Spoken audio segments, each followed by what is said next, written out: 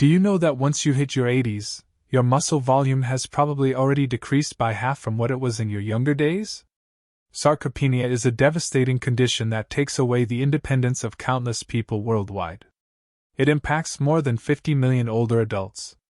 Falls resulting from muscle weakness send over 300,000 seniors to the hospital each year. Now here's the surprising part. The Journal of Physiology highlights research that challenges the belief that such severe muscle deterioration is inevitable. Certain individuals in their 70s possess the vigor, capability, and even physical appearance of someone who is decades younger, while most people their age struggle performing even the simplest of activities like rising from a chair or navigating stairs. These individuals manage to sustain complete autonomy well into their 90s, and they regularly outperform others half their age on strength assessments. They also continue scaling mountains and engaging in athletics. Appreciate and follow for additional informative health content similar to this one if you found it valuable. So what is their special technique? Well, 93% of elderly people are unaware what practices can dramatically delay or even reverse age-related muscle deterioration, but scientists at the Mayo Clinic have discovered them. Many physicians never inform their elderly patients about the most critical habit that can help them restore lost muscle tissue well into their 70s and 80s. Based on scientists at Harvard Medical School, what research has shown to be essential for maintaining strength as we age actually contradicts numerous doctors' suggestions. Continue reading because the first practice is probably something you perform incorrectly on a regular basis. This common mistake is accelerating the process of muscle wasting by triggering genes that normally would not activate. Correcting this single behavior could mean the distinction between enjoying your retirement years independently or requiring assistance from others. Have this video liked and subscribe to our channel for more information like this before we begin. Also, share with us in the comments where you're viewing from. Alright, let's jump right in. The seventh practice is hormetic stress. One of the most counterintuitive things that robust 80-year-olds do is expose themselves to hormetic stressors, which are particular types of stress. Hormesis is the phenomenon where substances that would be harmful at higher levels provide beneficial effects when exposed to them at lower amounts. What doesn't destroy you literally makes you stronger, especially regarding muscle. According to investigations conducted by the Buck Institute for Research in Aging, short exposures to certain stresses activate cellular defense mechanisms that enable the preservation and even improvement of muscle function and development in people far into their 80s. Temperature fluctuation is the main hormetic stressor utilized by superagers, stimulating brown fat, enhancing mitochondrial biogenesis, and initiating adiponectin, a hormone that safeguards muscle tissue from degradation. Brief exposure to cold, such as finishing showers with 30 to 60 seconds of cold water or quick cold plunges, is advantageous. Saunas and hot tubs function in a comparable way, triggering heat shock proteins that protect muscle cells from damage and repair them. 10 years of sauna usage was associated with 40% less muscle deterioration than non-sauna users. According to a Finnish investigation, regular sauna usage was classified as 4 to 7 times weekly. Intermittent fasting or consuming food within strict time boundaries is the second hormetic stressor. To enhance muscle quality and promote autophagy, the cellular purification process, superagers confine their food intake to a narrow window of 8 to 10 hours each day without causing weight reduction. This approach improves mitochondrial performance in muscles by as much as 10% in just 12 weeks. According to studies from the Salk Institute, muscle contractions, though temporary and powerful, constitute the third hormetic stressor. Overcoming isometrics, where superagers repeatedly push or pull immovable objects to their maximum for 5 to 10 seconds at full intensity, is a common form of exercise. These brief yet forceful contractions signal to muscle cells to remain large and active without placing excessive strain on the joints. The intermittent nature of these stresses is what gives them their effectiveness. They need to be brief and followed by ample recovery time. Properly administered, these controlled stresses activate longevity genes, including FOXO and sirtuins, which primarily function to preserve muscle mass as we age.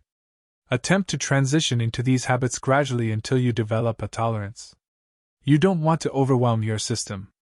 Gentle, beneficial stress is what you're striving for. Technique for protein timing is the sixth practice. While the amount of protein consumed is a significant concern for seniors, research suggests that the timing of protein consumption may be even more vital. Scientists describe the gradual decline in protein utilization that happens with age as anabolic resistance. Research in the Journal of Nutrition revealed that, contrary to common belief, seniors should not consume all of their protein at once, but rather distribute it throughout the day. Now, we arrive at the crucial section. A window of opportunity for protein synthesis occurs in your muscles approximately 3 to 4 hours after each meal. Most seniors make the error of getting all their protein at dinner, which means they aren't getting sufficient protein throughout the day to build muscle. The optimal method to employ: distribute your meals throughout the day and aim to get 25 to 30 grams of high-quality protein at each one. So instead of having cereal or toast for breakfast, try consuming eggs, Greek yogurt, or a protein smoothie.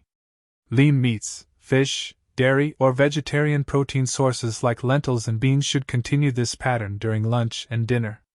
When compared to consuming the same amount of protein concentrated in fewer meals, this scheduling approach alone can boost muscle protein synthesis by as much as 25%. In a 12-week study conducted by the University of Texas, individuals who adhered to this approach managed to gain an average of 1.2 pounds of muscle without changing any other aspect of their lifestyle. If you want your muscles to grow stronger or prevent wasting away, it's not sufficient to merely eat protein. When you eat, it also makes a difference. Number 5 habit: optimization of vitamin D levels. Were you aware that the so-called muscle vitamin is deficient in more than 80% of the elderly population? The silent destroyer of strength, vitamin D deficiency, is prevalent among seniors. Let me explain. Supporting your bones isn't the only requirement for vitamin D. Researchers at Harvard University determined that vitamin D activates the genes that are involved in constructing and synthesizing muscle.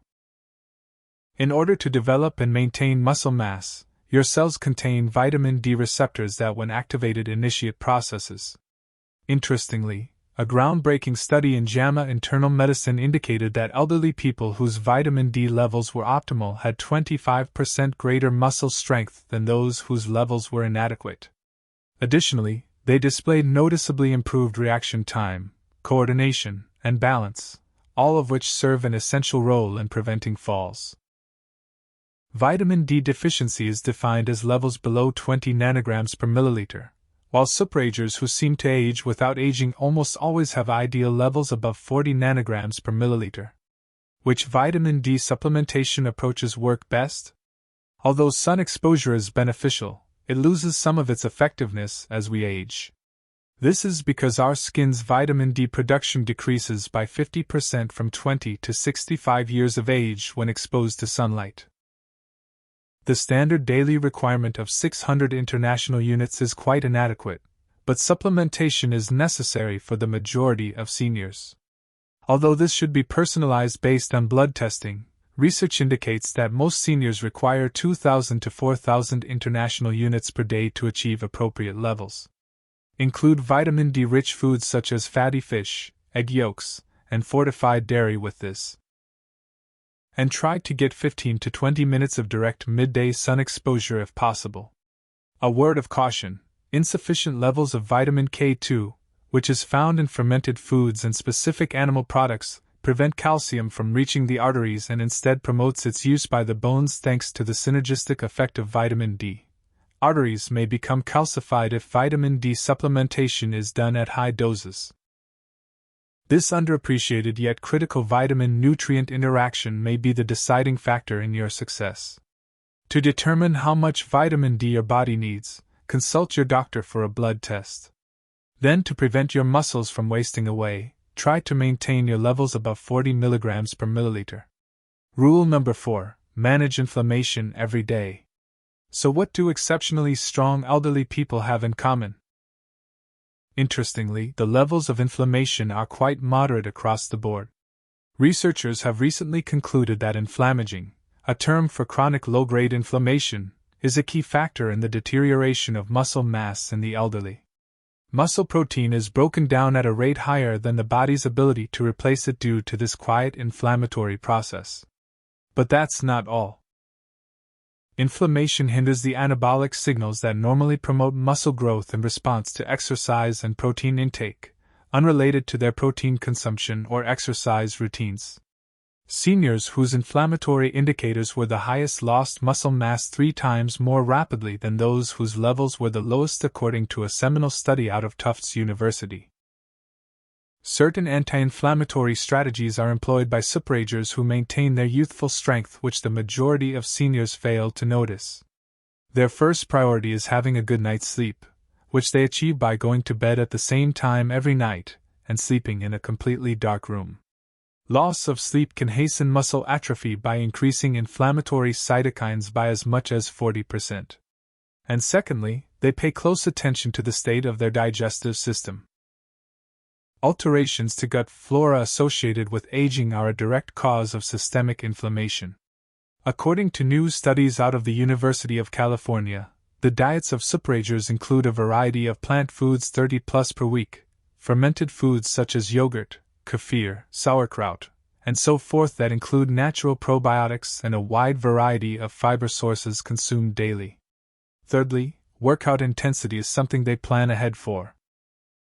Regular mobility is essential, but elders should avoid doing intense workouts because it might exacerbate inflammation. The average superager works out at a moderate level most days, with brief intense intervals incorporated once or twice a week. Last but not least, they regularly consume certain anti-inflammatory substances such as omega-3 fatty acids, 2 to 3 grams per day from fatty fish or supplements, curcumin, turmeric, and polyphenol-rich foods such as various berries, green tea, and extra virgin olive oil. Researchers at the University of California discovered that inflammatory indicators can increase by as much as 29% in as little as 12 weeks due to age-related shifts in gut bacteria. An easy blood test that measures high-sensitivity C-reactive protein or hsCRP can help you monitor inflammation. In contrast to the ordinary senior who has levels 3 to 5 times higher, superagers usually keep them below 1.0 mg per liter. Principle 3. Taking a specific vitamin every day. Although the majority of dietary recommendations focus on macronutrients such as protein, carbohydrates, and fats, superagers who have remarkable muscular strength pay close attention to particular micronutrients that support protein synthesis and muscle function. In order for your body to make the most of the protein you eat and the benefits of exercise, these essential nutrients serve as facilitators. If you lack them, no amount of protein or exercise will prevent you from losing muscle mass. University of Vermont researchers have dubbed magnesium the forgotten electrolyte for muscle health. Thus, it naturally takes precedence. This mineral is essential for more than 300 enzymatic reactions that are involved in the functioning of muscles, and more than 70% of the elderly population is deficient in it. The American Journal of Clinical Nutrition published a study in 2021 that indicated seniors whose magnesium levels were adequate had 30% stronger grips and much higher physical performance than those whose magnesium levels were even slightly low. In addition to supplementing with magnesium in highly bioavailable forms like glycinate or threonate, superagers usually eat foods that are rich in magnesium on a daily basis, such as dark leafy greens, nuts, seeds, and dark chocolate. Creatine comes next. It's not reserved for novice bodybuilders. Compared to strength training alone, creatine supplementation considerably enhanced older adults' muscle mass, strength, and cognitive function, according to McMaster University research from 2015. Muscle energy generation and water content in muscle cells can be enhanced with a daily intake of 3 to 5 grams, resulting in an anabolic environment. Next up is methylated B12, a B vitamin that gets a lot of short shrift. Because stomach acid production declines with age, our body's capacity to absorb B12 also declines. Worse yet, proton pump inhibitors and metformin, two of the most widely used drugs, severely deplete this vital vitamin. Both neuronal function and the generation of energy by muscles are affected by a deficit. The active form of cobalamin, methylcobalamin, is usually supplemented by superagers instead of the cheaper cyanocobalamin that is present in most multivitamins. Mineral coactors such as zinc, selenium, and chromium play an equally critical role in facilitating protein synthesis and insulin sensitivity, qualities that are essential for the transport of nutrients to muscle tissue. Optimal levels of these trace minerals were associated with a 22% increase in muscle mass maintenance over a 5-year period according to a thorough study out of Tufts University. Micronutrient testing can help superagers find their unique nutritional gaps so they can supplement appropriately rather than relying on a generic multivitamin. By tailoring their treatment to their specific biochemical requirements, they can save money by avoiding unnecessary treatments. Preserving your neuromuscular connections is habit number 2. Here's an interesting fact that the majority of seniors are unaware of. When muscles atrophy, it affects more than simply the individual fibers. Usually, the weakest link is the one that connects your muscles to your nervous system. Neuromuscular junctions are similar to the outlets that supply electricity to your muscles. When they start to deteriorate, which happens at a much faster pace beyond 60, no amount of protein in your diet or exercise will help your brain connect with your muscles. Extremely strong superagers, according to new research out of the University of Michigan, have far better neuromuscular connections than the average senior. Even more exciting, researchers have identified several behaviors that can preserve or even repair these vital links. In the first approach, you'll work on coordinating and precisely executing a series of predetermined movements. Research has demonstrated that compared to regular strength training or even just walking, activities such as Tai Chi, dancing, tennis, or even ping pong might improve brain pathways to muscles to strengthen the neuromuscular connections. These exercises require your nervous system to recruit muscle fibers in specific patterns. Researchers in 2020 showed that compared to older adults who merely exercised conventionally, those who participated in coordination-demanding activities twice weekly preserved neuromuscular connections 31% better. Chemicals that promote neuromuscular health are the focus of the second method. Evidence suggests that alpha-lipoic acid and acetyl L-carnitine can prevent oxidative damage to the nerve-muscle link. The fact that some B1 forms like benfotiamine and huperzine found in Chinese club moss can boost the neurotransmitter acetylcholine, the principal one responsible for muscular activation, is even more encouraging. Some of the breathing techniques used by superagers stimulate the vagus nerve, which aids in the regulation of neuromuscular transmission. In as little as 5 minutes a day, you can increase neural activation of muscles by as much as 15% by practicing simple breathing techniques like box breathing. Inhale for 4 counts, hold for 4, exhale for 4, hold for 4. Perhaps the most fascinating is the link between mental activity and the maintenance of neuromuscular connections. Columbia University conducted a seminal study that indicated older adults' muscular function was far better preserved when they routinely participated in challenging cognitive pursuits. Since the neuromuscular system and the brain share many neural pathways, the researchers found that brain training had a direct positive effect on the neuromuscular system. Using these neuromuscular preservation techniques, superagers can keep their brain connections strong far into their 80s and beyond, allowing them to recruit muscle fibers efficiently. First habit: resistance exercise that builds over time.